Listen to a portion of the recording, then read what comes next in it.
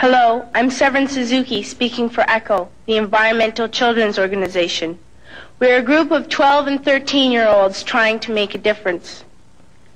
Vanessa Seti, Morgan Geisler, Michelle Quigg, and me. We've raised all the money to come here ourselves, to come 5,000 miles to tell you adults you must change your ways. Coming up here today, I have no hidden agenda. I am fighting for my future. Losing my future is not like losing an election or a few points on the stock market. I am here to speak for all generations to come. I am here to speak on behalf of the starving children around the world whose cries go unheard. I am here to speak for the countless animals dying across this planet because they have nowhere left to go. I am afraid to go out in the sun now because of the holes in our ozone. I am afraid to breathe the air because I don't know what chemicals are in it. I used to go fishing in Vancouver, my home, with my dad, until just a few years ago we found the fish full of cancers. And now we hear of animals and plants going extinct every day, vanishing forever. In my life, I have dreamt of seeing the great herds of wild animals, jungles and rainforests full of birds and butterflies. But now I wonder if they will even exist for my children to see. Did you have to worry of these things when you were my age? All this is happening before our eyes, and yet we act as if we have all the time we want and all the solutions. I'm only a child, and I don't have all the solutions. I want you to realize, neither do you. You don't know how to fix the holes in our ozone layer. You don't know how to bring the salmon back up a dead stream. You don't know how to bring back an animal now extinct. And you can't bring back the forest that once grew where there is now a desert. If you don't know how to fix it, please stop breaking it.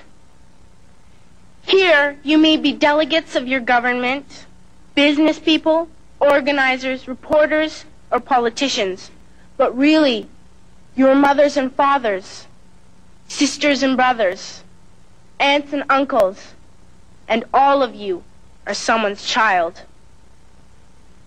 I'm only a child, yet I know we are all part of a family, 5 billion strong. In fact, 30 million species strong. And borders and governments will never change that. I'm only a child, yet I know we are all in this together and should act as one single world towards one single goal. In my anger, I am not blind, and in my fear, I am not afraid of telling the world how I feel. In my country, we make so much waste. We buy and throw away, buy and throw away, buy and throw away, and yet northern countries will not share with the needy. Even when we have more than enough, we are afraid to share. We are afraid to let go of some of our wealth. In Canada, we live the privileged life, with plenty of food, water, and shelter. We have watches, bicycles, computers, and television sets. The list could go on for 2 days. 2 days ago, here in Brazil, we were shocked when we spent time with some children living on the streets. This is what one child told us.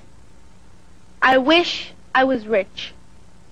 And if I were, I would give all the street children food, clothes, medicines, shelter, and love and affection. If a child on the streets who has nothing is willing to share, why are we who have everything still so greedy? I can't stop thinking that these are children my own age, that it makes a tremendous difference where you are born. That I could be one of those children living in the favelas of Rio. I could be a child starving in Somalia, or a victim of war in the Middle East, or a beggar in India.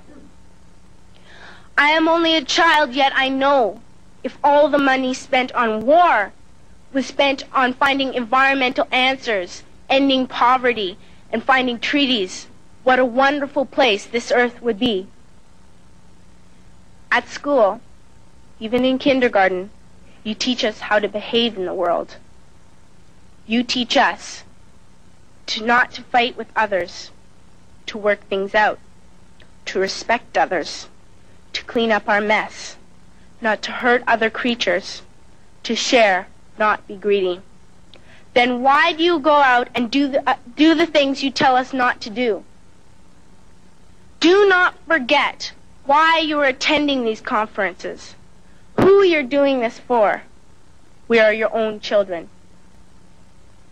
You are deciding what kind of a world we are growing up in. Parents should be able to comfort their children by saying, everything's going to be all right. It's not the end of the world, and we're doing the best we can. But I don't think you can say that to us anymore. Are we even on your list of priorities? My dad always says, you are what you do, not what you say. Well, what you do makes me cry at night. You grown-ups say you love us, but I challenge you, please, make your actions reflect your words. Thank you.